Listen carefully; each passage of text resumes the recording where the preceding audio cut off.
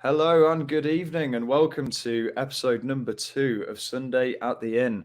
Tonight, we are honoured to have Alek Yerbury. He is a man of great speeches, a man of nationalism, and we are very, very proud to have him here tonight. So, without further ado, we'll introduce our co host here. This is Viking Celt. Say hello, Viking. Good evening, everybody. How you all doing? Fantastic. I'm doing great, mate. I'm really looking forward to this stream. I really am. This has been a long time coming, so it's really good. It's going to be a good one tonight, mate. Definitely. Let's jump straight into it. Should we pull Alek straight in here? Let's go. Let's go. Good evening, Alek. Good evening, guys, and thank you for having me on. No problem. More than welcome, mate. It's a pleasure to meet you finally at last. Yeah, likewise.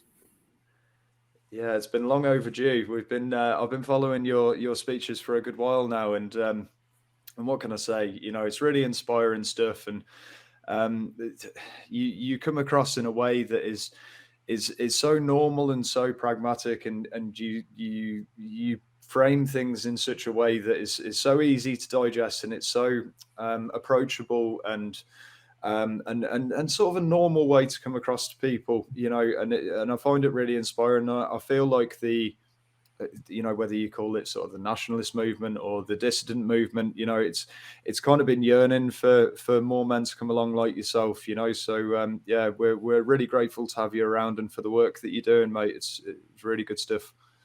Thanks very much, and likewise, you guys, I hear loads of good things, and I know you guys, relentlessly put out really good work. So likewise, it's a pleasure and a privilege to be on your show and to meet you guys. Oh, thanks, man. Thanks. Great. Thank you, mate. Try our best, don't we, Viking? You know, there's we do try, mate. We do try. You know, we're always here, mate. We're always here plugging away. So yeah, I've got to say, your whole speech was brilliant. Smashed it. And I particularly enjoyed the way that the left didn't quite drown you out like they normally do with other people. Yeah, they both times that I've been in Hull, the left have been reasonably quiet, as in they still turned up in large numbers. This time it was without any sort of reservation. It was self-described, the trade unions doing it. They didn't even try to conceal that this time like they normally do. But yeah, that's twice we've done that in Hull. And I think I'll explain what I would say was the big difference between the rally in Hull on the 18th of March and the one in January. Now, the one on the 18th of March had a slightly lower turnout than the one in January, but I don't care about that. And the reason I don't care about that was because one is what I would call proactive and the other is what I would call reactive. The one in January happened because there was an immediate issue in that area. That it was the Cottingham Asylum Centre issue.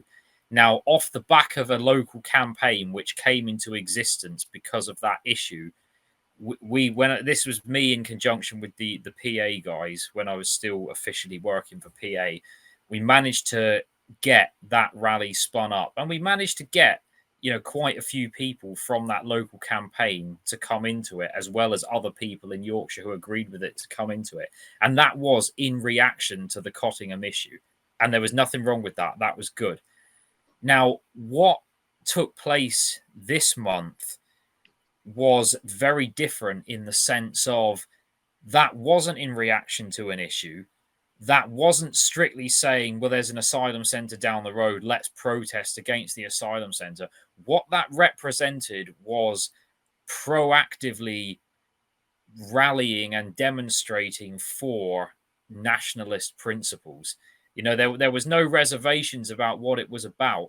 And what that proved to me is that it is possible for nationalism to overcome the deplatforming that the left does to it. Yeah. Because the reality was, if you can say, right, we are going to proactively push nationalism in this time at this place, and that many people can turn up, yeah, the left can still, bus people in, pay people to go, round up the local parasites, dole bludgers, union paid activists, whoever, to come and oppose you, but they can't stop you from actually getting across to the public, because there's simply too many of you for that to work on. And that, to me, is why I think that what happened in Hull was, despite the fact it might have been a smaller event, I think it actually achieved a lot more.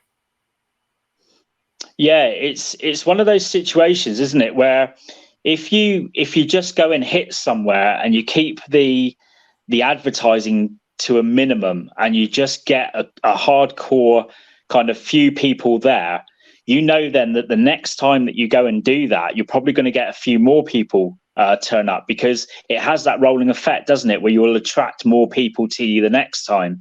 And you're not really giving them time to react to what you're doing either, because it happens so quickly.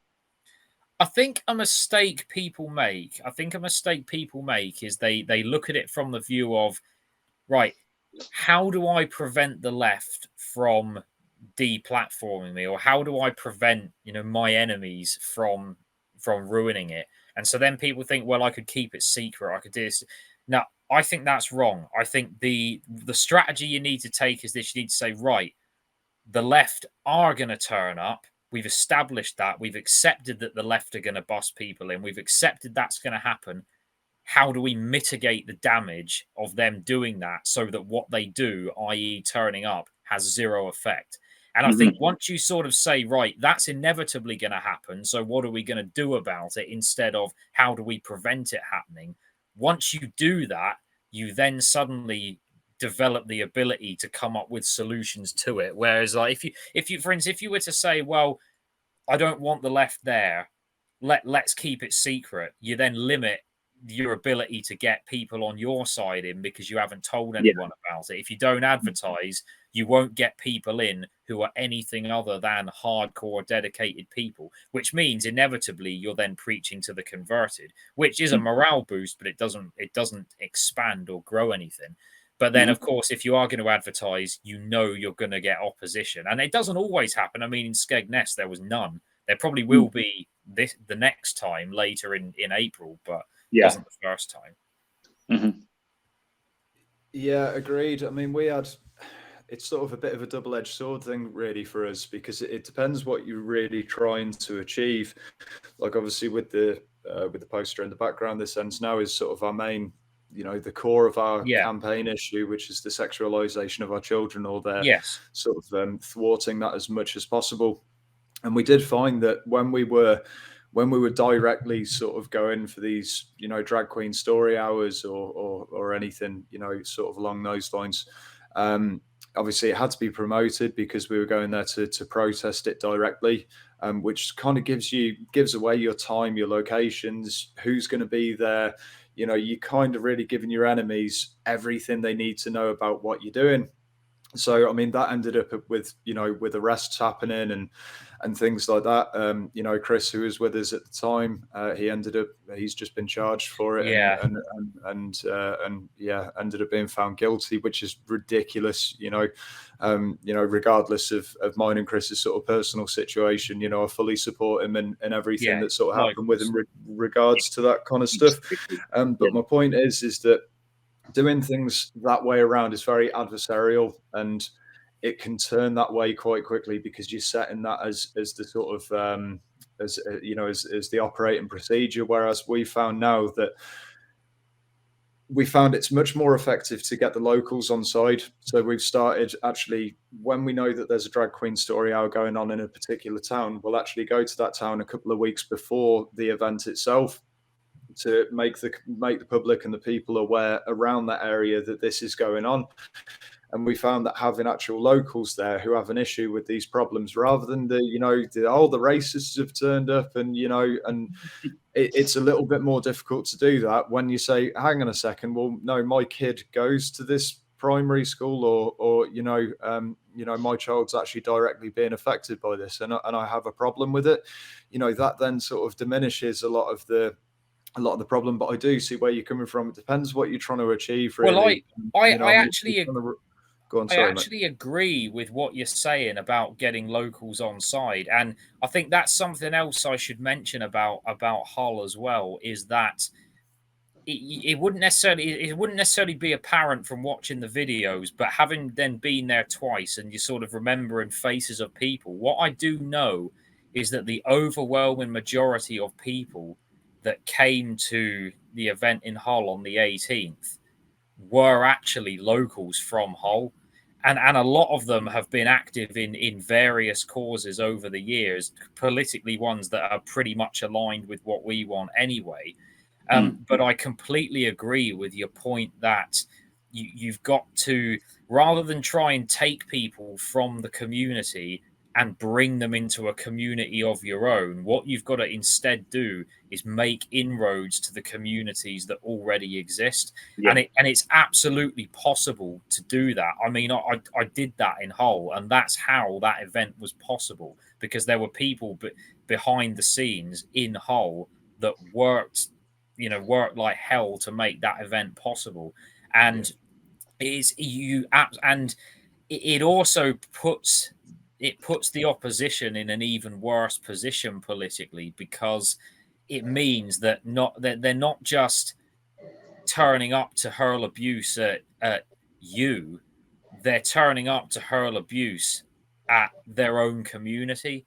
And so it puts them in a really untenable position, because the options they've got are to either hurl abuse at their own community, if it's like an MP hurling abuse at their own electorate, or they've got to do nothing about it, which they really don't want to do. Yeah. And it makes it very, very difficult for them. We experienced the same sort of thing in Oxford, which, I mean, by all rights, I'm not going to say in any way that it was a nationalist endeavour. This was run by the Truthers, the 15-minute city guys, the freedom guys, everyone banded together there, and we were there and we were completely honest about our stance. We had our banner up and everything on the wall, but we didn't stand at the front. We didn't want to impose ourselves too much on the situation. We just quietly stood to the side, and people came up to us and talked to us all day.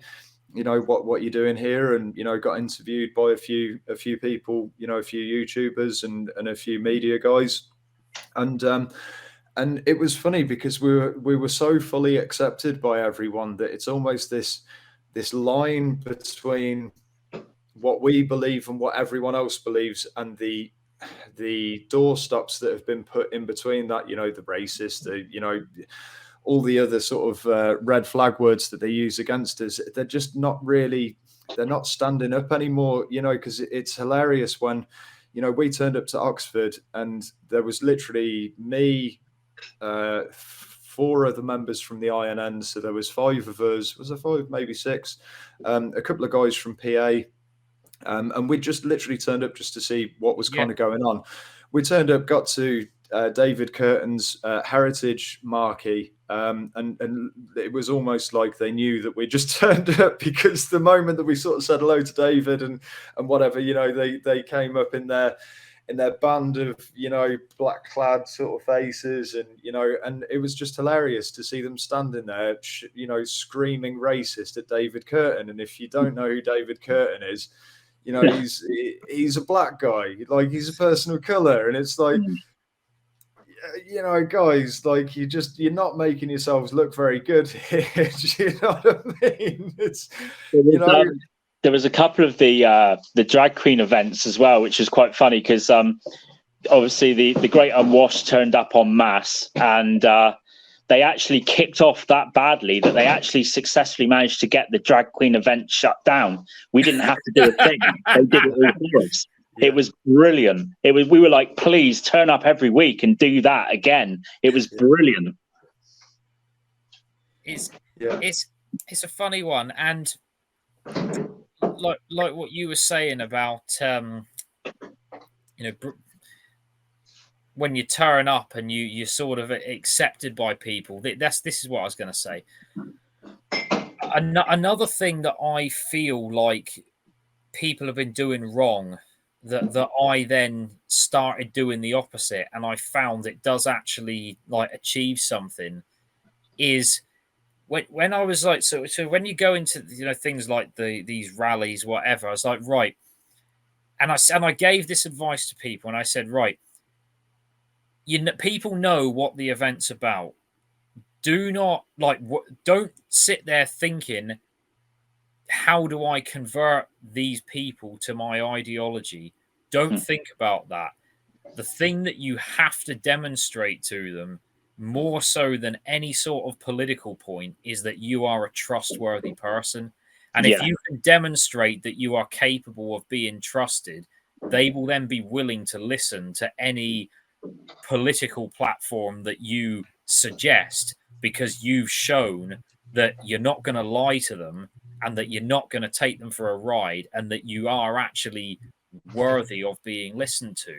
And I feel like when you take that approach, if your objective is sort of, right, by the end of my presence here, my objective is that I want to have shown that I'm a trustworthy individual. Naturally, if everything you sort of say and do and the way you present yourself is guided towards that objective, you will then find that you are in a position to start doing things like suggesting political methods or ideologies, etc. And people will be willing to actually listen to it, because they're then satisfied that you're not trying to pull the wool over their eyes, or that you're not trying to take them for a ride. Absolutely. Yeah, absolutely. You know, it's we're on the cusp, I think, in this country as well, politically and socially. We're on the cusp of a lot of people are coming round to the fact that there's a lot of anti-whiteness out there now. You know, you have the migrant crisis, you've got the cost of living stuff, you've got the WEF stuff. So people are becoming more and more aware. If you want to get people onto your side, then your aesthetic has to show them that you're a good person, that you're not in it for any other cause than the betterment of your society and your country. And the other thing you don't want to do is you don't want to scare them off. This is why sometimes the old tropes of nationalism, they just don't work, because a lot of people will hear the old stuff that used to be said years and years ago, and they'll just turn off straight away. And that's the last thing you need. You need to be bringing people in. And I agree completely. You have to put over, it's almost like a family friendly approach, if that's the right phrase to use. It's almost like inviting people in and saying to them, look, we're not the bad guys here. We're not horrible people. We're not out to hurt people. We don't hate anyone. We just want a better society. We want a better way for our people. We're normal. Yeah. Yeah, you know, you don't want your kids being taught about anal sex by the age of 11. Yeah. Here you are, new shock. Well, you are a normal person. You're a normal person in society. You know? This is something else as well that I personally don't like doing, and I haven't in the 18 months that I've been involved in politics. Is I feel, and I don't think it's intentional, but I feel like the more and more people take this attitude of I'm awake and everybody else is sort of a normie, the more you do that, what you then unintentionally are doing is segregating yourself from normal people. And I feel like that can often backfire, because there's a lot of people who I know that are actually very normal people, but other people don't see them as a very normal person because they don't see themselves as a normal person. And, they see themselves as, separate from everybody else. And as a consequence, you sort of become like a political Jehovah's Witness, where because what you're trying to do is you're trying to sort of be cohesive, but what you end up doing is isolating yourself from everybody else. And people don't mean to do it, but it's a very bad rabbit hole to get into. And I had a conversation with a chap who runs a newspaper about this, and I was talking to him about how what I call the dissidency spiral. I think this is a thing people do as well, where and some of it is started off very genuine, like this, when people feel like they're being persecuted for being a nationalist, which does happen. Don't get me wrong, it does happen. But what can happen is that if people aren't careful, the fear of persecution leads people to behave in a way that then causes them to be persecuted. It's a bit like, I'll use a parable to explain it in the next 60 seconds. So you go back to sort of the days of witchcraft. Woman gets suspected of being a witch. As a consequence, she is then sort of treated as a bit off by everybody else. Her response to that is to move to a cottage at the end of the village and stop seeing people, stop interacting with people, stop going out, because she feels that people think she's a witch, which then further reinforces the idea that there's something off with her and not right about her. And before you know it, she's being burned. I think this is something that a lot of people in nationalism unintentionally do to themselves and get themselves into.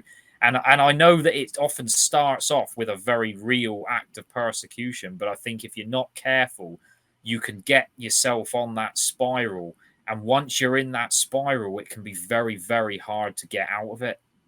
See, no, it's interesting for you to sort of to see this, and it really is, because we've never even really spoken. We've texted a couple of times, haven't we, Alex? But we've never actually spoken in person, and it's quite funny that you should put it that way, because I've also noticed something quite similar, but a little bit different, in the sense that, yes, we've got a lot of things going against us. We've got a lot of groups of people going against us. We've got, we're probably, without a doubt, the most openly hated group of people in the world right now, probably, to be fair.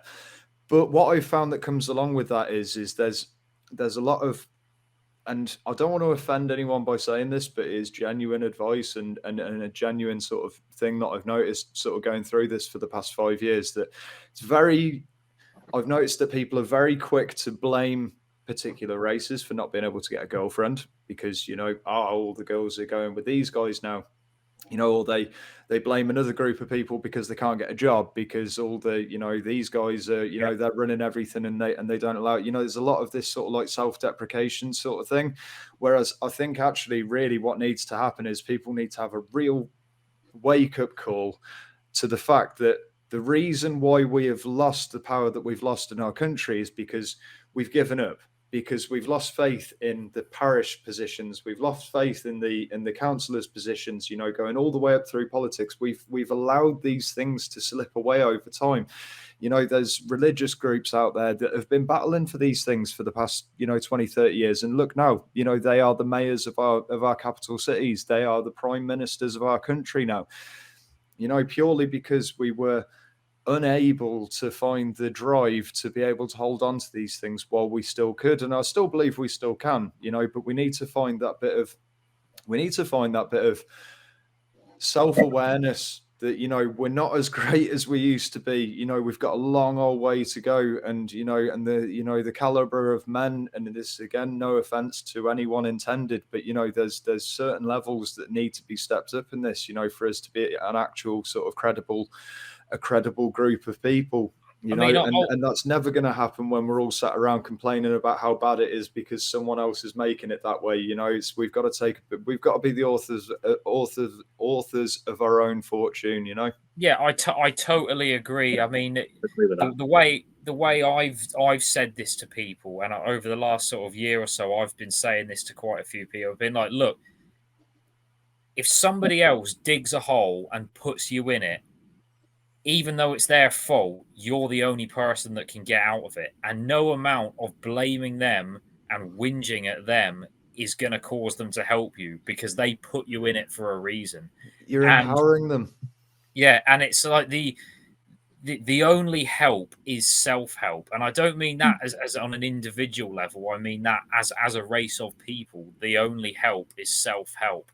And no matter how much you sort of rail against the injustices of the world, the justice will come when you make it. It won't just happen because you want it. And like you just said, I can't, I feel really sad when people sort of would say, oh, like you just said, I'm unemployed because XYZ took my job, or I'm unemployed because XYZ and the bank did this to me. And it's like, okay, I accept what you've said. We've established that. So what are you going to do about it? And it's like just recognizing the fact that it's someone else's fault doesn't help. Like okay, you've recognized the fact someone else's fault. It's like, I've accepted what you've said. It's not your fault, but it's still up to you to sort it out. Yeah, absolutely. Yeah. No one's going to run in to save us. We are the front line. That's Make exactly no right. mistake about it. We are it. This is it, boys. If you want to see change, then change begins with yourself. You've got to be prepared to step up. And it's no good complaining and going over the same old stuff of the same old ground.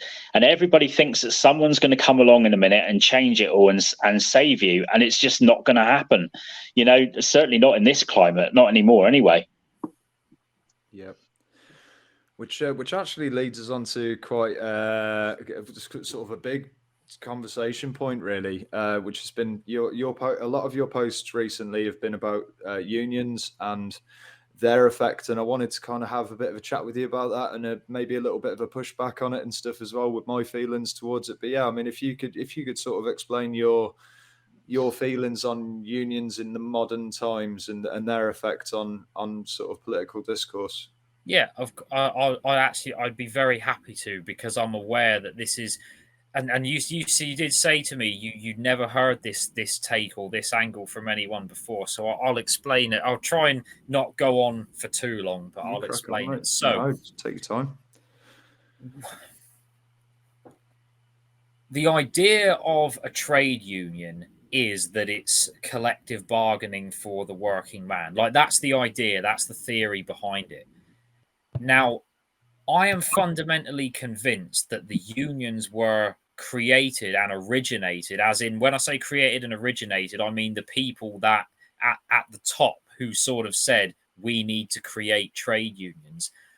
It is my fundamental belief that their actual objective was to further communism.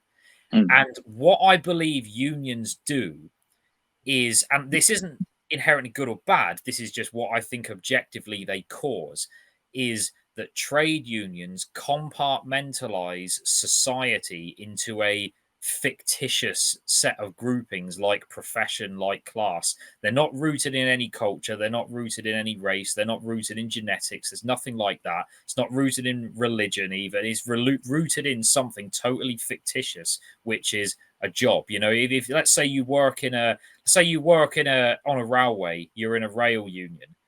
You work in a hospital, you're in a health service union. You've then been compartmentalized for something that is liable to change at any given time. It's something which is totally artificial.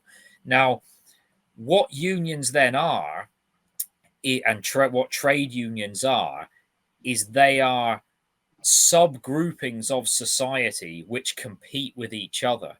So I see them as fundamentally anti-nationalist institutions, because they are fundamentally breaking down the nation or breaking down society into smaller divisions which are very easily manipulated and which fundamentally only look out for themselves. A good perfect example of this is public sector union says we want our members to have more pay. Well, the only way of getting that is to take more from the people that maybe are in a private sector union, which means that the unions are actively working against each other as well, because the professions and those trades and those strata of people are actually, without intending to, robbing each other in order to get ahead.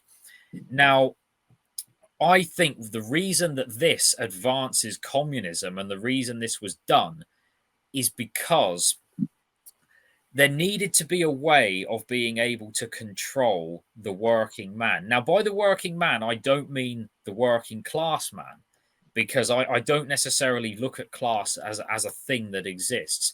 I see it as there's two types of people in society. There are workers and there are parasites. And people would say that's a very Marxist view, but there are fundamentally two types of people. There's people who put more into society than they take out of it, and there's people who take out of society more than they put into it. And the trade unions, not the membership of the trade unions, but the leadership of trade unions, is dominated by people who take more out of society than they put into it. If you look at trade unions now, and you look at the people that turn up to these demonstrations, anything to do with the unions, and all of these far left groups like Antifa, Stand Up to Racism, etc., they are largely financed by the trade unions, because their way of getting money is to get it from the unions. The unions get it from members' subsidies. But crucially, members of unions don't get to decide where their money goes. It's the people that run the unions decide where the money goes. Now, if you gave the members of, say, the RMT a plebiscite, and you said, do you want your money going towards Antifa and Stand Up to Racism? You know for a fact the answer would come back as no. So that will never happen. That will never be allowed to happen. But in a short summary of why I think the far left dominates unions, is because the trade union situation creates a mechanism by which fundamentally parasitic people can masquerade as working people. Yeah, absolutely. Yeah, I agree with that. Yeah, I would actually, to be honest with you, my pushback on the union thing actually is just falling completely flat on its face. Do you want me to read to you what? You carry on. I wrote a little note. No, it wasn't. It's not to, like I say, it's not to be sort of debating with you or anything. It's just like I haven't had enough interaction with unions or know enough about them really to sort of have that sort of rudimental understanding of them. But when I was sort of listening to what you were saying about it, although I totally agree with everything that you say, I just felt like it was a bit more. I see more of the issue being the ultra capitalism side of things, where you've just said something quite poignant there, where it's you have producers and then you have the people who are not producing, but then actually taking more than they, more than the equative amount should be. So with regards to like hedge funders and things like this, you could have someone come and invest £100,000 into a business like, say, dairy milk, for instance. He takes his 1,000 shares, and then at the end of the year, dairy milk haven't made enough money to pay me my money that I expect back from my investment. So the only way to go about this now is we need to make the chocolate bars smaller, because we need more profit coming out of every chocolate bar that's sold. But you see, chocolate bars can only get so small before they become invaluable to the person who you're trying to sell it to. So what do you do then? All you can do is add more cost onto the end of that product, because you can't make it any smaller. You can't pay your shareholders any less. So that has to come from somewhere. You could pay your chocolate farmers a little bit less, but you can't do that now because there's a fair trade union in place now, which stops you doing that. So the only way forward from that point on is to increase the prices, which is just forcing inflation pretty much everywhere across the country. And you see it in all facets of life. You see it with like rentals and things like this. There's so much property now that's bought and sold and rented, that rent prices have just gone through the roof, to the point where it's sort of 3 or 4 times what people would be paying for the mortgage, which is, there's just too much of this top end money being earned. Well, there's just these little guys at the bottom that are trying to make a reasonable living, which is now virtually becoming impossible to do. Well, I'm anti-capitalist and anti-communist. Now, a lot of people say the right is, nationalism and the left is communism. I don't think it is. I think the right is capitalism and the left is communism. Now, the way I look at this, and I think I said this actually in Hull when I went on for about 10 minutes, is that the far left, represents what I call international socialism, which is communism. The far right represents international finance, which is capitalism. And both of these things are fundamentally international in nature.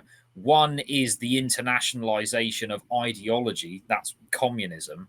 And the other is the internationalization of money, which is finance, which is capitalism. Now, I think both of these things, capitalism and communism, are fundamentally anti-nationalist. You know what you're talking about. You're quite right. You know, with the capitalists, whether it's the international banks, the multinational corporations, they are international finance. And then things like the trade unions are international socialism, because they will ultimately say that, you know, a dock worker in England has more in common with a dock worker in France than he does with a banker in England, even though the banker and the dock worker in England are both English people.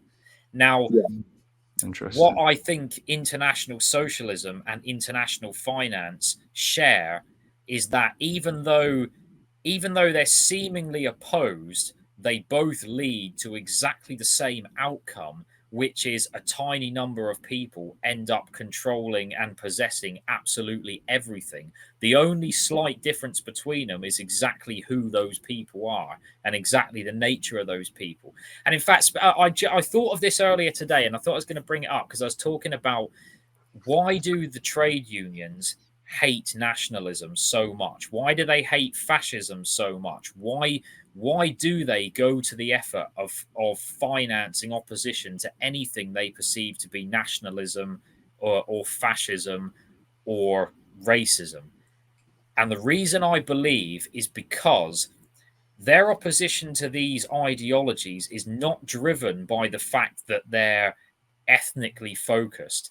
Their opposition to these ideologies is driven by the fact that they are collectivist ideologies, as opposed to ones that are based on greed and selfishness.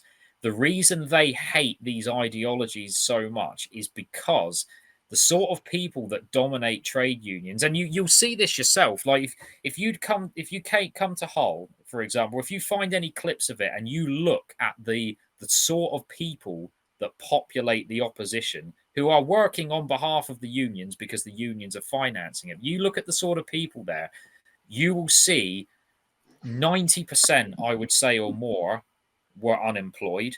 They're either pensioners, they are students on benefits, they are people who are otherwise unemployable. So in conclusion, and this isn't saying that they're inherent, like their reasons differ, but the fact remains, they are people who are fundamentally taking more from society than they're putting into it. And they're different. I'm not saying that means they're inherently bad. I'm not saying that because someone's on a pension, it means they're bad, because I'm not. But what I'm saying is those people are fundamentally taking more than they're putting in. Now, those kinds of people will fundamentally hate any kind of ideology which does not allow them to exist in that state, or which says to people, if you want to be part of society, you must put in at least as much as you take out. The grifters of the world will hate any ideology which forces them to work. The reason that the people that run the trade unions hate nationalism is because in a nationalist society, those kind of parasitic people could not function.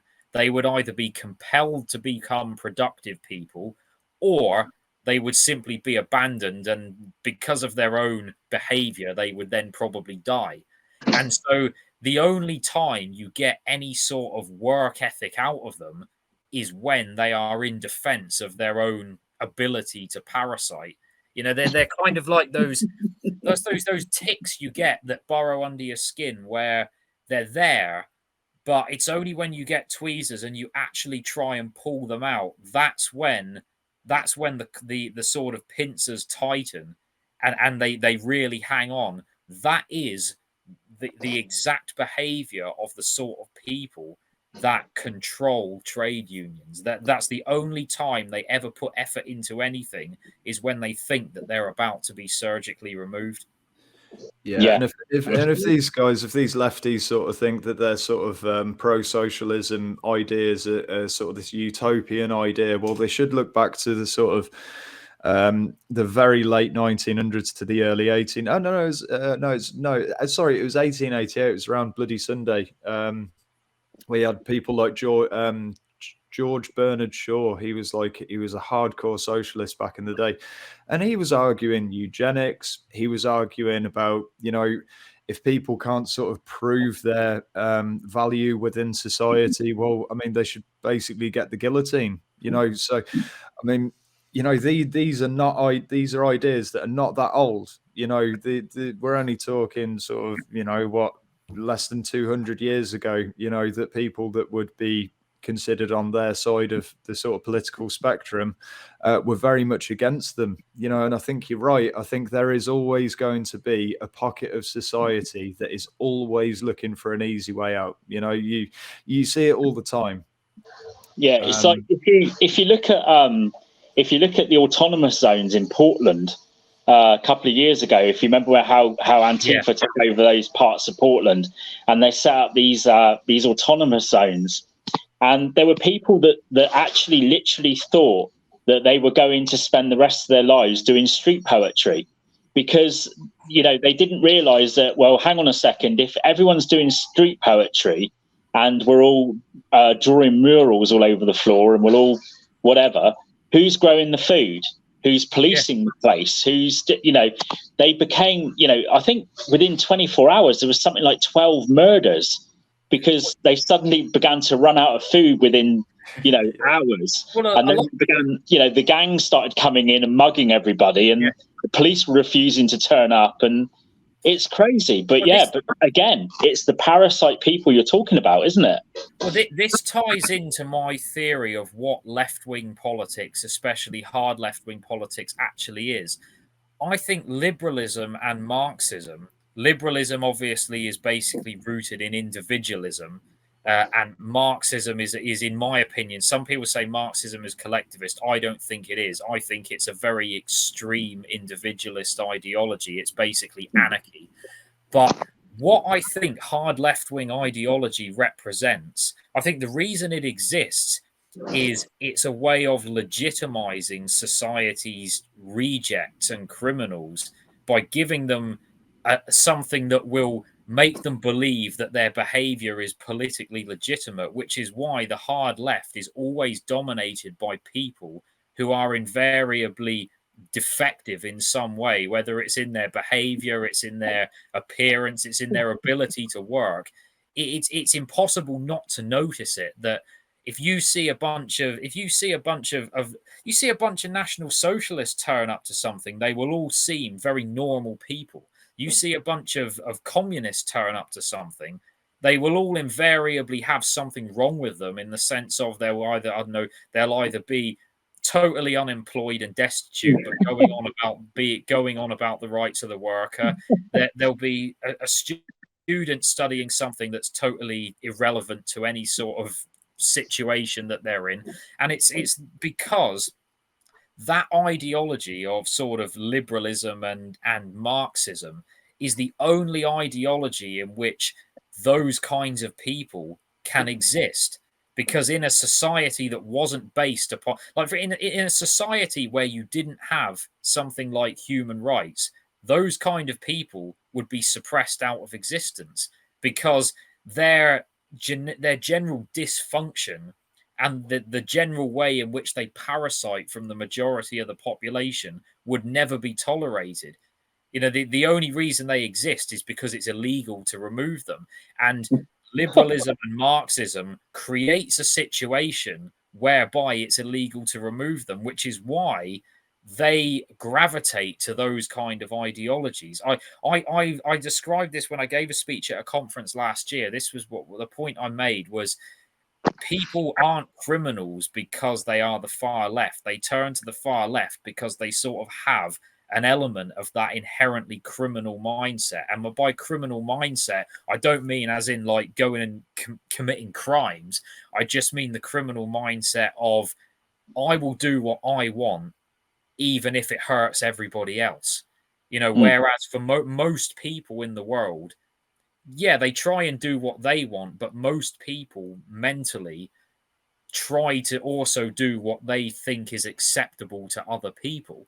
Whereas there is a small segment of society that they'll do what they want and they simply don't care how it affects other people. And hard left ideology is the only ideology which legitimizes that behavior. Nothing else will. Nationalism would never legitimize that. Fascism would never legitimize that. And so they hate those ideologies because those ideologies wouldn't allow them to do it. Yeah, absolutely right. Yeah. Yeah, totally. And it's funny as well, when you look at a lot of the people that turn up to counter protest, a lot of the Antifa and the hope not hate people, and you mentioned earlier on the students that you see there. This goes back to how the universities now have become breeding grounds, haven't they, for this Marxist kind of liberalism. And these students now, it's not just become like Marxist liberalism either. It's become everything. It's like gender, sexual identity is now coming from these universities, which we've never really saw before. But you know, I don't know anyone now that, especially friends of mine that have got kids that are coming out of university. There's one particular friend of mine I can think of. Sent their child off to university. Child comes back, is now bi. And that I think is a standard story that you're hearing across the board now. It's become a breeding ground for dysfunction, isn't it, across the board? I mean, a perfect example, in my opinion, and you might have a good opinion on this with your background as well, is I think the perfect opposite of that is what happens to people when they go into the armed forces. And the reason I say that is because take any ideology out the equation. If you go into the armed forces, I mean, I was in the army infantry, which is probably like one of the most brutal environments for it. If you go into the armed forces and you behave in the sort of way that a hard left-wing person would, i.e., you only care about yourself, you do whatever you want. If anyone tells you, oh well, you need to do this instead, it's, oh, I'm not listening to you. If you do that, you will have a horrendous time, and everybody will hate you, and your existence in that environment will become untenable, because basically it would be like walking into a fascist society, and that's how you would be treated. And so in my opinion, like, the armed forces is the polar opposite of that environment. And so that's why, like, now I still keep in touch with a lot of my old army friends, and I what I've noticed, and I don't know if you've noticed the same thing, I've noticed a lot of ex-military people are basically very nationalist without even thinking about it in an ideological way. Yeah. And there a lot of them are even very fascist without thinking about it in an ideological way. And that's not a criticism. It's not saying that's right or wrong, but it's like the sort of mentality of, you can't jack out everybody else just because of what you want. Yeah. That tends to be how military people end up. And that is like the epitome of everything the far left hates, because they're not capable of being like that. No, they're not. And the armed forces is when you look at the armed forces, whether it's army, navy, whatever, when you join up and you join the armed forces, you're taught from day one that it's not about you, the individual, it's about the wider group. Yeah. So whether that's the crew of your ship, whether it's your regiment, your air crew, whatever it is, and you get built up in such a way that you'll go into any situation with those guys and you will not run, you will not leave each other, you'll always help each other out. That camaraderie and that bond, the brotherhood that you get, and that is exactly what you're saying. It is almost a dichotomy of what a national socialist society would be, or a fascist society. It's all about working for the greater good. It's not about the individual. And crucially, even if you don't agree with people, or even if you don't like people, you still do your best to work for them anyway. Yeah. And again, that's something which the sort of people that gravitate to the hard left cannot do. They cannot cooperate with people on any basis other than complete selfishness. They can't do it. They can't. That's why they become so enraged at any kind of ideological non-compliance. They can't just say, well, you do you, I'll do me, but let's just work, let's forget about that and just work for this. They can't do it. They fundamentally cannot do it. I see a lot of this as well, and it's a little bit of a tenuous link, but I think it all kind of comes full circle. It's like the same sort of problem with laws and enforcement, isn't it? You know, a law is only really a law when it's enforced. You know, Yeah, I agree with that. it's like at the moment, you know, 99% of car crime, it goes unsolved. So by law of odds, if you go out and steal a car, you've got a 1% chance of getting caught. And it's like me, you, and Viking, we all get it that we wouldn't go out and steal a car because that's wrong, right? But there's segments of society that would try to take advantage of that situation and think about that as like, oh, well, if I can get away with it and I can go out and steal cars and I only have a 1% chance of getting caught, then I'd go out and do it without sort of, you know, disregarding the fact that it's simply wrong and the amount of pain that you're causing through doing that is just simply not worth it. And it's the same sort of thing, isn't it? It's about this, like you say, with the army. So I'm trying to speak about two different things here, but like it's like being in the army, but then it's also like this generational thing as well, where, you know, generations before used to be very like your father, always, you know, because you were always, it was always within that family dichotomy. So you would always end up being, you know, the old saying goes, the apple doesn't fall too far from the tree.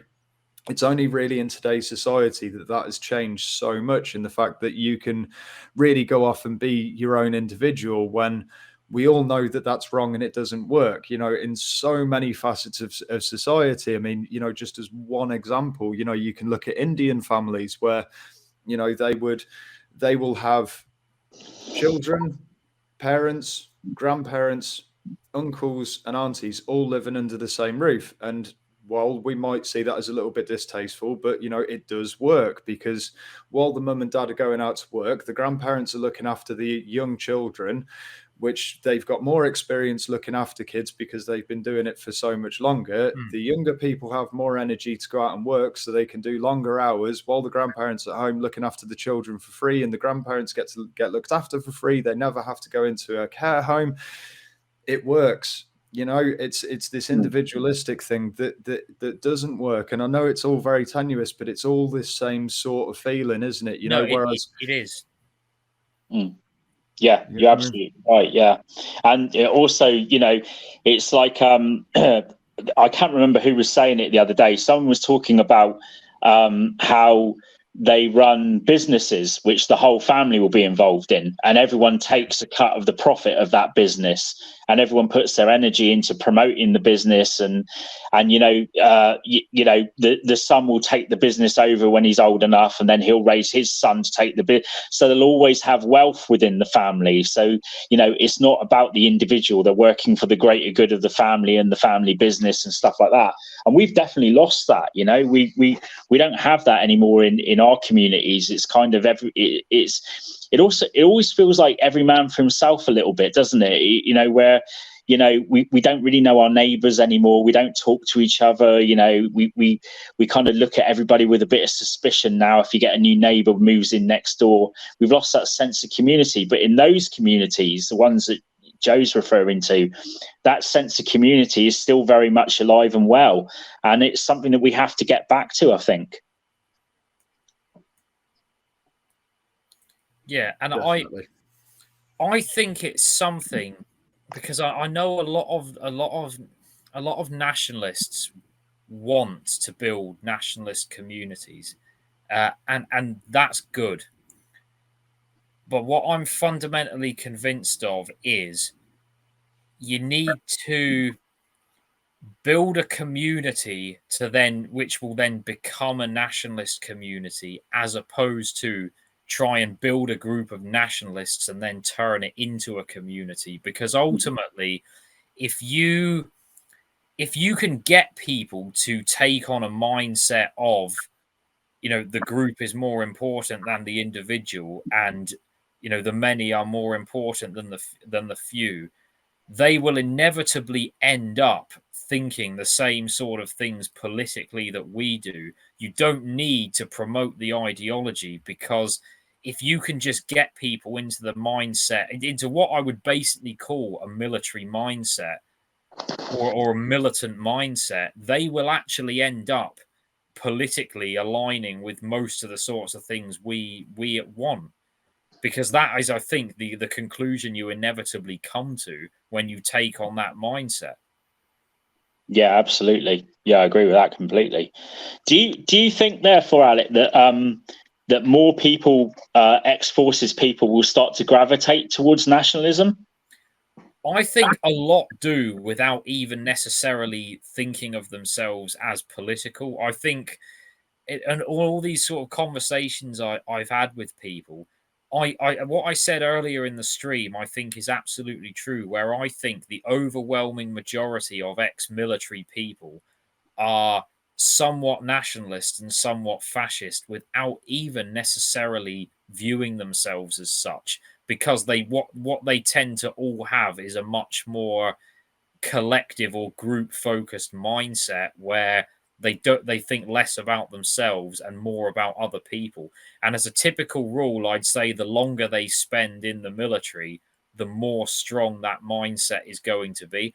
I mean, I've said this as well quite a few times. I've not said it sort of publicly, but I've said this quite a few times, that for any young man who sort of says, I'm a nationalist and I want to be a nationalist, I would say the best possible thing you can do then as a nationalist is go and do a few years in the military. Even if you don't agree with what it's doing, even if you don't agree with the sort of decisions that are being made, go and do it for your own sake, because then you will actually understand how to apply that ideology in reality. And then you will actually understand what it is to put other people first. Yeah, absolutely. Yeah, I agree with a that massive completely. point of this as well is that, and again, I don't want to offend anyone, but you know what? I'm just going to say what I say because I'm Joe and I say what I say anyway, don't I? But look, I mean, especially nowadays in modern society, people aren't willing to accept leadership. They always think that they're better than someone else or whatever. And I think that's one of the biggest issues that we face right now, is that no one is like for instance, right, I know I'm no leader. I know that I can be valuable to this movement because I'm motivated, I'm driven, quite a positive guy. I like speaking to people. I'm quite good at networking with people, but that's as far as it goes with regards to actually sort of leading from the front, or so to speak. But I think the military really does give that. You have to learn it immediately from day one. This is your sergeant. You listen to what he says. If you don't listen to what he says, you're going to have a really bad time. And I think that is something that's really, really missing from our society, and it leads back to what we were saying about different cultures and different families and the way that they run their family units. If you speak to these people and say, I don't know, do you backchat your dad? God, no. Never backchat my dad. I'd never speak to him like that. What that would, even though he might be physically more capable, he might be this little old man that's about this big, and he might be this massive, tumbling man.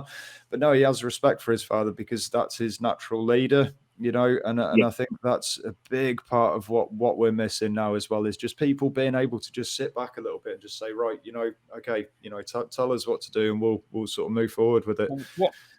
If you were to sort of ask me what my theory on leadership is, and bear in mind, so in the army, I was a bit of an oddity because I had no rank. I was a rifleman for 6 years.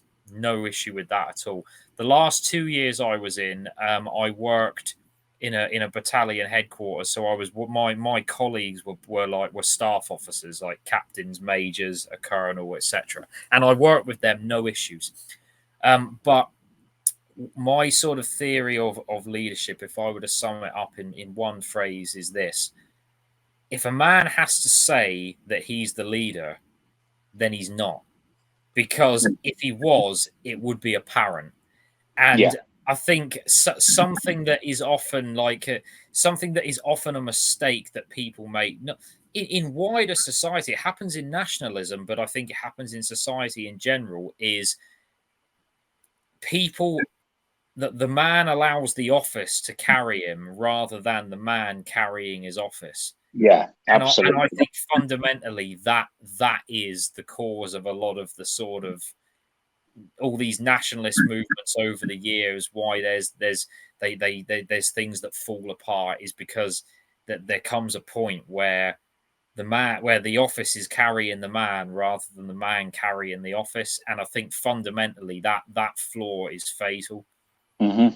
Yeah, absolutely. Yeah, and you have to, sometimes in leadership as well, and this is something I think that translates to society now, is you don't see real leadership anymore. What you see is box ticking. You see people that are making easy decisions that benefit the majority instead of making hard decisions that are going to only benefit a very few people, but ultimately are going to do everyone the world of good. It's like, it's like with the BLM riots and the shooting in London that happened not so long ago. You saw the chief constable of the police come out and, put the police officers that were involved in the shooting, they were all put on the firing line straight away. There was no discussion on what behavior led to the police officers doing what they had to do ultimately. I mean, they were all they were completely vindicated in the end. But this is what you see now. You don't see true leadership, and this is why sometimes, as Alek was saying, these groups fall apart. Is because at some point a leader is going to be challenged by somebody. Somebody is going to step up and challenge those leaders' decisions. And if you're not prepared to stand by the choices that you make, then you will be ousted. And somebody will come in who's challenged you, who's taken you out of the position, and then somebody will challenge that person, and it goes on and on and on until eventually your organization falls to pieces. And this is what leaders have to do. Leaders have to make tough decisions, and sometimes those decisions might mean removing people from your group and not having them there anymore. And I think sometimes that's beneficial as well. Yeah, I'd agree. Yeah, definitely. I'd 100% agree with what you're saying about that leaders become apparent over time anyway, and not to plug our organization or anything, but this is why we've created it in such a way that we have, where we don't allow donations, because it takes away the whole, the grifting money makers, there's 20 grand in the bank that we're all hounding over. No, there is no money, there is no Patreon for you to donate to. Do you know what I mean? We don't have leaders. We're all equal in this. I know it sounds like a bit odd for a nationalist organization, but the idea is exactly what you said there, Alek, is when people come into the INN, they almost naturally sort of self-filter themselves through to do stuff. It's like with Viking, perfect example. You've been with us now for what, a good year or something now, Viking, haven't you? Yeah, about that. Yeah. And we've always said that you'd make a great sort of streamer and a great interviewer and stuff, and that's just naturally progressed over time. That's just kind of happened. And there's another couple of people, and then you have like Richard Lumby, who's like, I don't want to call him the leader because that would be, completely sort of against what we're saying. But like, he is like the grandfather of the group. He has the most knowledge of nationalist organizations and how to run them. So we listen to his advice, and we listen to it with both of our ears, But, that's not to say that, we sort of brought him in and made him the leader. He's kind of just like our font of knowledge, which essentially kind of makes him the kind of leader, But that's not to say that, say, for instance, if someone like yourself came into the INN, Alek, that there wouldn't be a space for you, or that you wouldn't be able to do the things that you wanted to do because there's someone in front that's stopping you from doing it. That's not what we want to be. We want to be, we want this ground to be as fertile as possible. So any good plants that come in, you just get in the veg patch and, excuse my analogy, but, it's a good one that works, and hopefully we can all kind of grow together. Well, that's the kind of idea of it all.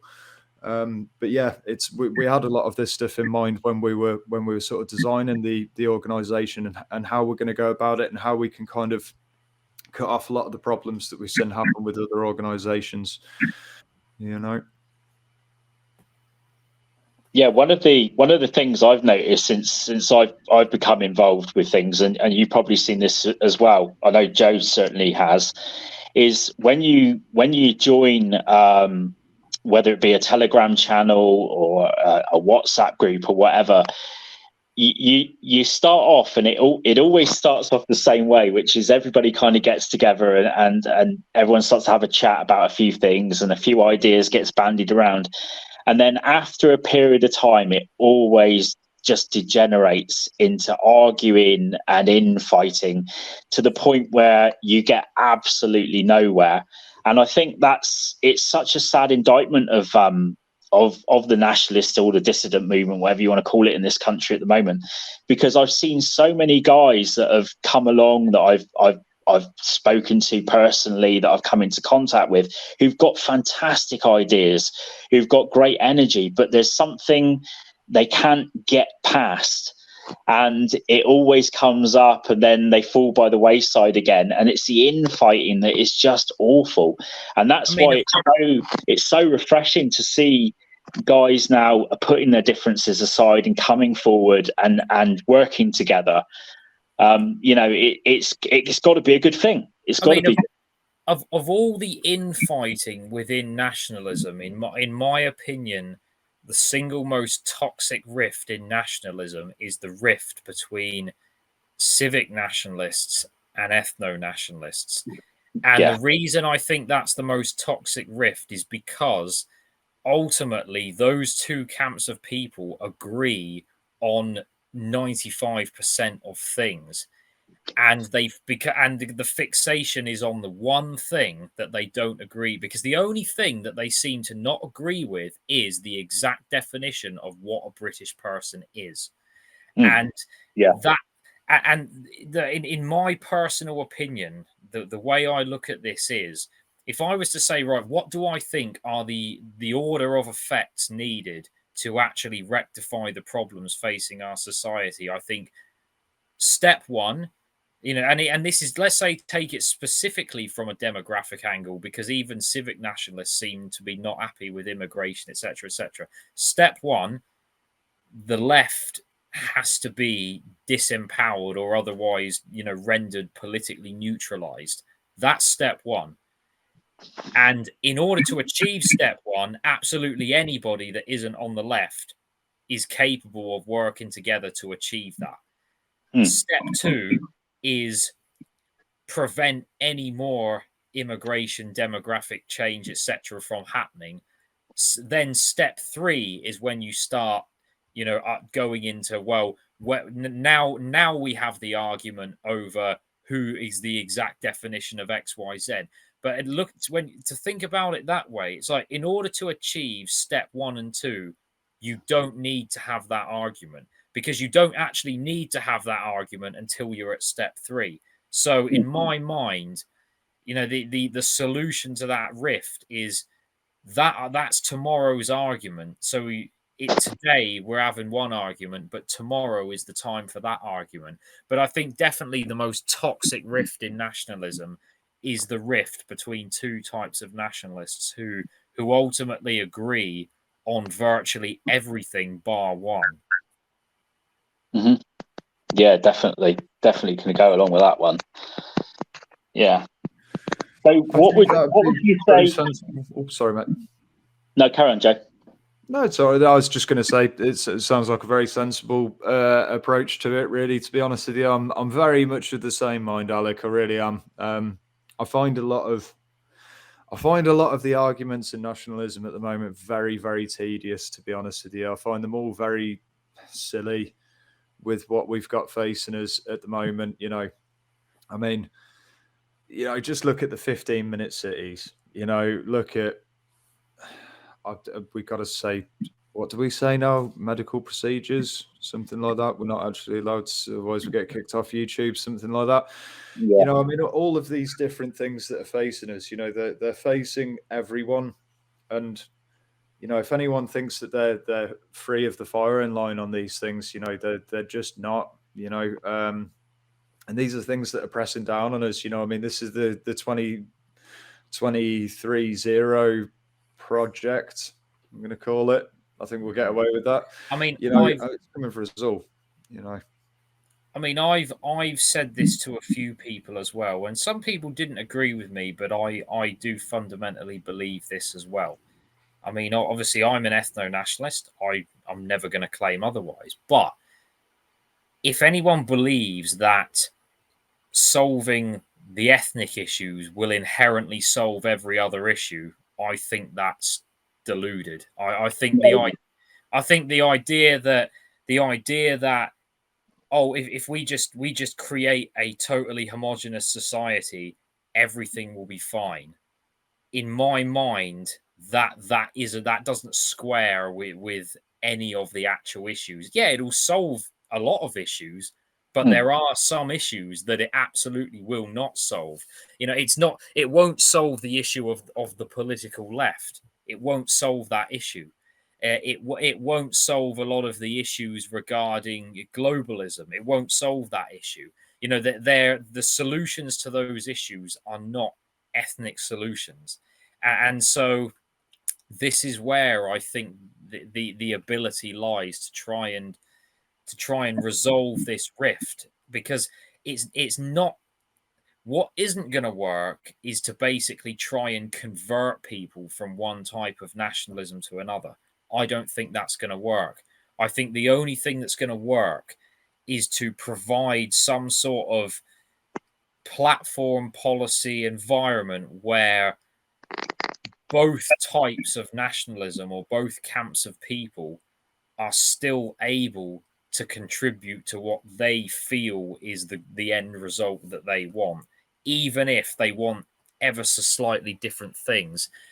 Because I think trying to sort of convert people from one camp to the other, I mean, one, that's not going to work, but two, I also don't think it's necessary, because I think as time goes on, people's positions, like in nationalism, people's positions only really tend to drift one way.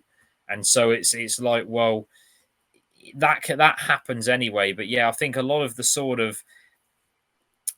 the infighting on that subject is really bad. And I don't think either camp is blameless for it. No, absolutely not. Oh, sorry, Geezer. Do apologise. No. I'm trying to find my mute button, so I keep messing out by a couple of seconds there. Sorry, man. After you, Viking. Yeah, no, sorry. I was just going to say, yeah, I completely agree. I mean, there's always going to be an elephant in the room in nationalism, whether it be civic, whether it be ethno. I've always said, and this has always been my standpoint on it. I can work with anybody if our goals are aligned, and it doesn't matter who that is. If we've got the same enemy, then there's no reason why we can't work together. We need to just not focus on the things where we can't work together. This is why it's so important now that we've got this ceasefire going on across nationalism, where people have decided to put their differences aside and just say, look, we need to focus. To use Joe's phrase, we need to focus on the trannies, or immigration, or whatever it may be. We've all just got to learn to work together, achieve those goals, move on to the next stage, and then see if we still align. And if we still align, well, then we carry on. It's just refreshing now, and I think it's a good thing. I think we can take a lot of positives from it, and I think nationalism is looking good at the moment. I really do. I think there's a real feeling of freshness about a lot of stuff. There's a lot of people coming through who are making their voices heard, and a lot of what they're saying does align with each other. And there is, I think we're going to have a very, very strong movement in the next couple of years. Well, see, I've got a bit of this. This might not be sort of a popular opinion on this, but this is just sort of my kind of take on this recently. That although I see nationalism as being at least an answer to a lot of the problems that we have at the moment, I think change is coming, and I think change is coming in a big way, but I don't think it's going to be under the helm of nationalism. I think it will be something very similar and something that we can probably, a lot of us all can agree on, but I think it will be based around something along the lines of freedom. But it will be freedom, but then set in, because this is the big argument, isn't it? It's like, yeah, we all want to be free. We want freedom, but where does this freedom lead to, and how explicit is this freedom? You know, are we all free to be pedos? Are we all free to be ultra capitalists? Do you know, like, because really, if freedom is, you know, if you go into the extremity of freedom, you know, you can do whatever you want, right? But that's obviously not what we're after, is it? So it needs to come with certain virtues with it. So with the freedom, there also needs to be fairness and a common understanding of people, and to accept that we are a people, you know, like most people that you speak to, you know, when you get past all the, oh, you're a fascist, you're a Nazi, you're a racist and everything else, you say to them, no, well, I mean, I'm an Englishman, born and bred, and, you know, and I'm an English nationalist, and that's a protected characteristic, and it's a completely legitimate standpoint around the world for anyone to be a nationalist of their own country. So while they'll agree with you, I think the dice are just gonna fall a little bit further on that side of the board, I think, personally. Well, and this is something I've said a bit as well. I think freedom as an individual and freedom as a group are two very different things. And it's possible to be in a situation where, as an individual, you are totally free to do as you please, but as a collective of people, you have absolutely no freedom at all. I would say that is the sort of situation that is existent now within, you know, a state governed by things like liberalism. Is you have a situation where people are free to pretty much do what they please to each other, but as a group of people, you know, as for example, in our case, as ethnic English British people, we have virtually no freedom whatsoever as a group, even though we have freedoms as individuals. As a group, we have very little.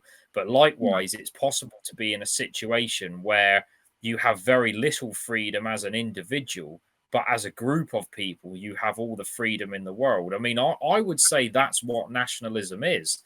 You know, for me, nationalism and the sort of nationalist society I would want to live in would be one in which people wouldn't necessarily have any need for freedom as individuals, because as a group of people, they are free to do as they please, and so people don't view themselves as individuals.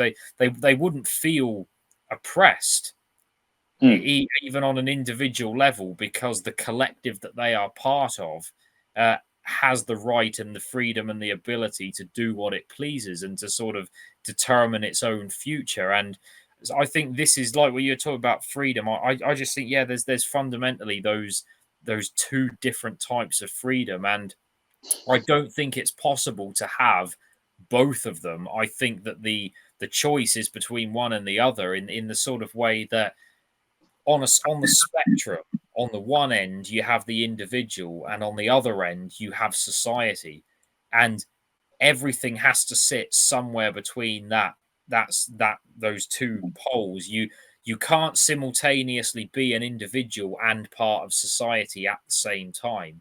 You've always got to strike some sort of compromise between the two. Yeah, absolutely. Yeah, I agree with that completely. Yeah, I'm kind of in between the two, really. I agree with what you're saying, Joe. Definitely. If you look at the state of the world at the moment, if you look at what's happening with globalism, with the World Economic Forum, the cost of living crisis, whatever way you want to look at it, any individual person now looking at the state of the world and looking at society around them will see that there is something fundamentally wrong with everything, that everything is not right. And there is a certain sense of discomfort that comes with that. Now, that may not necessarily equate to looking towards a nationalistic way of solving the problem, but they will want something different. And that is where I think society will end up changing.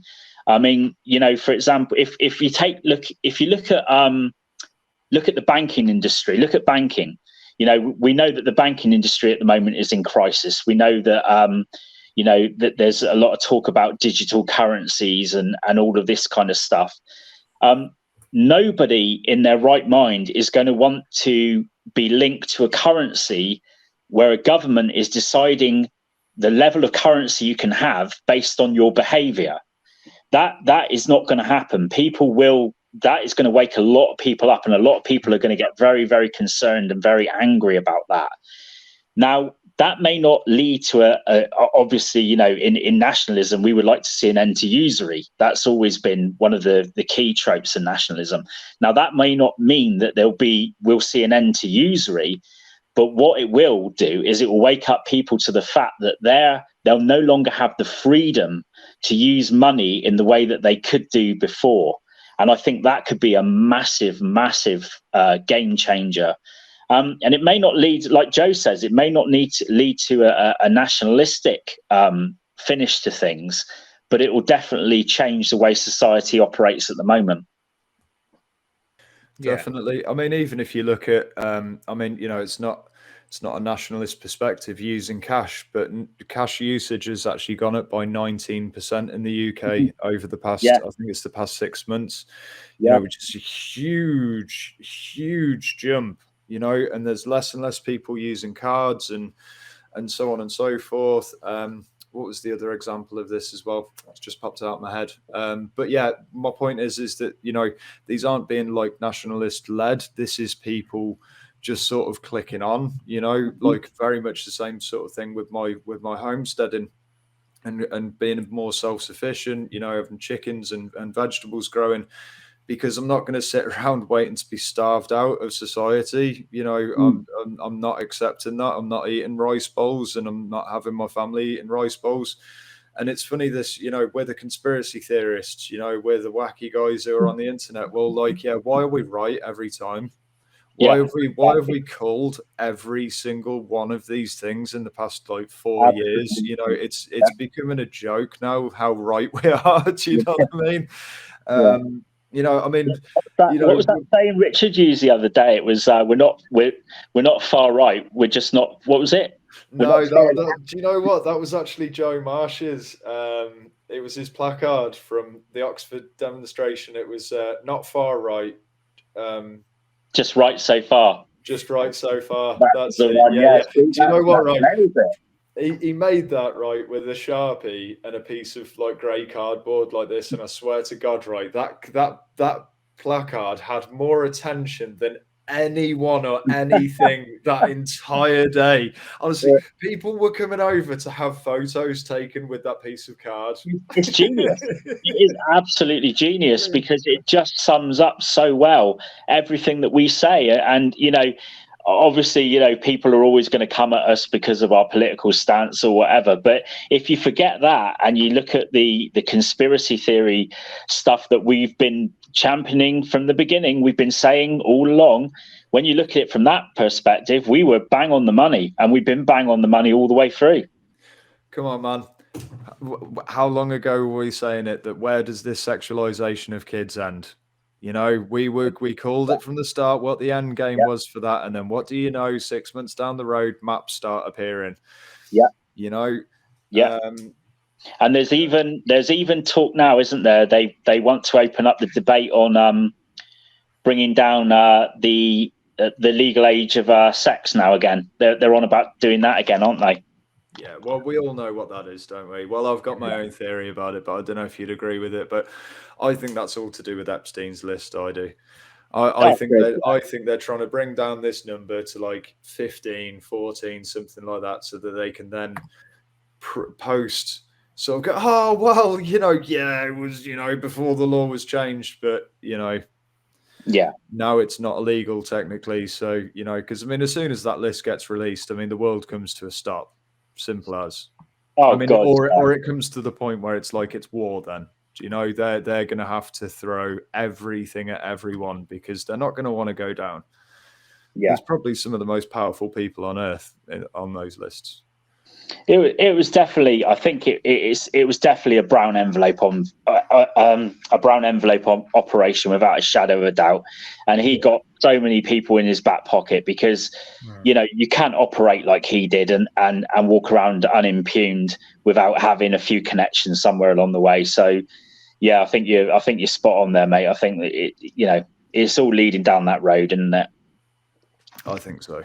It's really, it makes me feel sick just talking about it, guys, to be honest with you. Honestly, of all the things that sort of weigh heavy, I mean, they talk about sort of carrying the weight of the world and whatever. This is one subject that really, I struggle with it all. I do, honestly. Some nights I really struggle to sleep and stuff, and it can get you really down, when you're dealing with this stuff a lot of the time. But you just gotta crack on and just keep fighting it, I guess, especially when you especially being dads as we are, I've got 2 little girls. I fear for the world they're coming into at the moment. I really do. Yeah, same, mate. My little girl, she's 5 next week. Oh, good age, 5. She's brilliant, man. Honestly, she's the light of my life. She really is. Honestly. Fantastic, mate. Brilliant stuff. She's the light of my life, man. Which is why, again, have you got kids, Alex? Do you mind me asking? No. I thought you'd have had a squadron by now, mate. I'm only 27. You're only 27. Plenty of time. I thought you were a bit older than that, actually. To be fair, because from your videos, you not say that you look old or whatever, but you dress quite. You have quite an old-fashioned sort of sense of dress, don't you? I've always dressed like that, yeah. Yeah, nice, man. But yeah, 27, crikey, man. You got a lot of experience under your belt, man. I wish I'd have done as much as you have in my life when I was 27. Crikey. Yeah, that was one thing I was going to ask you about, Alex. During my research this week, I found an article. I think, if I can't remember where it was, where's my notes? Daily Star. There was a Daily Star article written about you, and in the article they spoke about your aesthetic, the way that you dress, and they heralded you as the new Oswald Mosley. And I've seen a couple of photographs of you as well. Is that an aesthetic that you've aimed to do, or was it something that just sort of you fell into? No, it's not. I don't try to look like anybody. I'm not interested in LARPing and being anybody. I've actually dressed the way I do and looked the way I do since before I was in the army. Mm-hmm. Like if I was to show you pictures of me taken a decade ago, I'd look exactly the same. I didn't have the moustache until I was in the army. I grew that within about a year of joining the army. I didn't grow that after leaving. I've had it for about 6 years. Mm-hmm. Yeah. I thought mate. It's a good look. It's a very good look. Yeah, it's a strong look. Definitely. It's one that's going to make you stand out. It's better than being bold and beardy like us boys.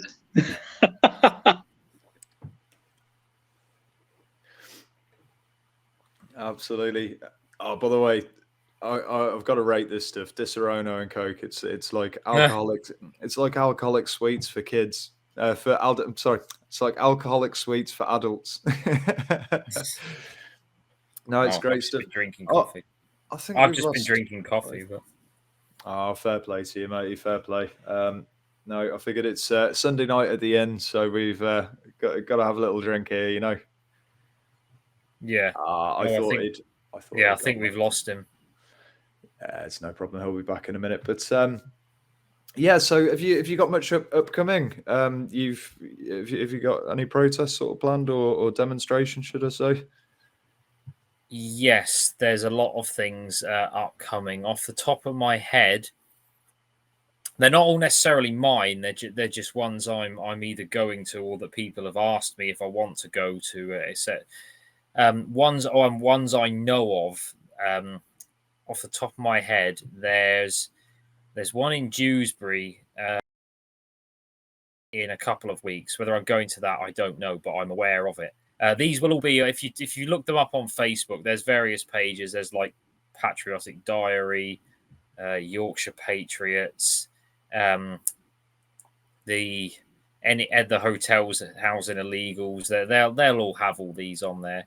DFLA have some of them on there. There's one in Dewsbury.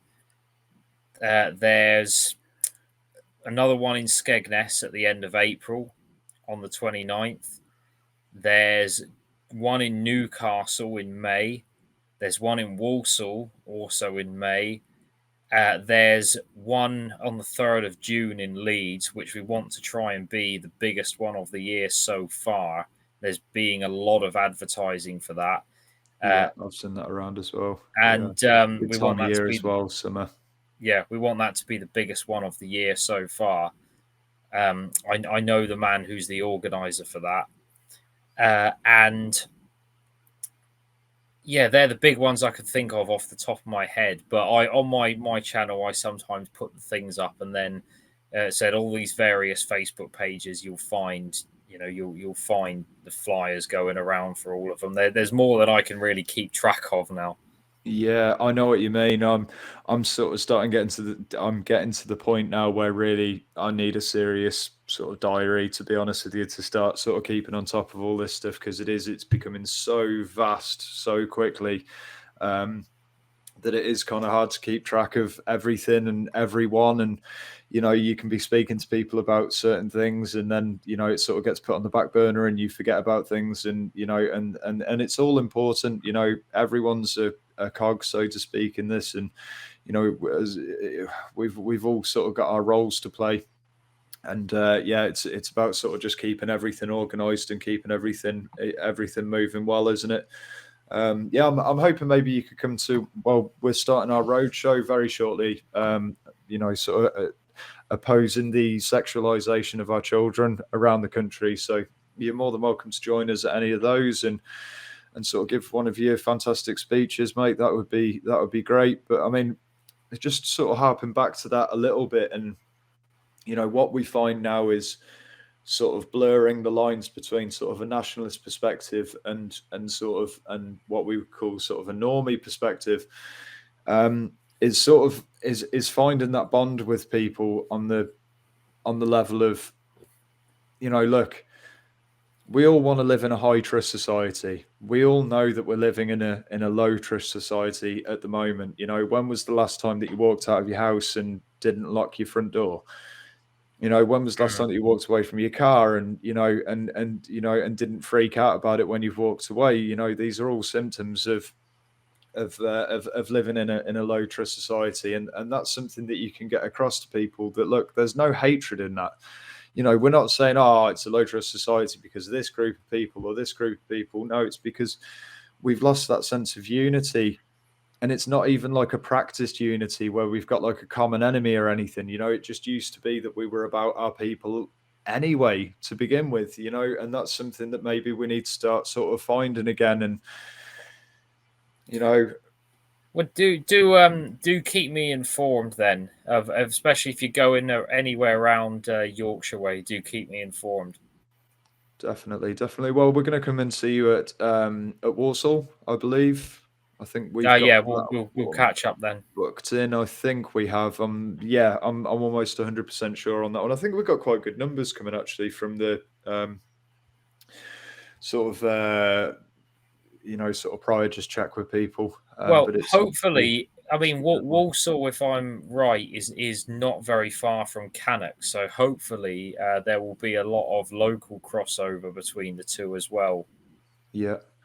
Well, I mean, Cannock, PA's, event. Well, I mean, do you know what I mean? The sort of migrant situation in Cannock. I went up there to go and meet with Mark and the PA guys, and it was a really good day. It was good to see people. There's a lot of my old region there and stuff as well, who I haven't seen in a couple of years, and it was really good to see them too. It was a real day of unity. And again, just the speeches that were coming out, it was normal people that were agreeing with it and clapping along. This wasn't just sort of, plants from PA or whatever in there sort of clapping away. This is You know, they were really speaking to the normal people of the town, and you know, you would see these lefties going up to these people afterwards and going, "Oh, do you know who they are? They're these people and these people," and they're just saying, "Well, all right, fine. You know, we've all done stuff in our past and whatever, and said things that we'd rather we didn't, but." You know, what they're saying now is correct, and they seem to care more about us than our government do, really.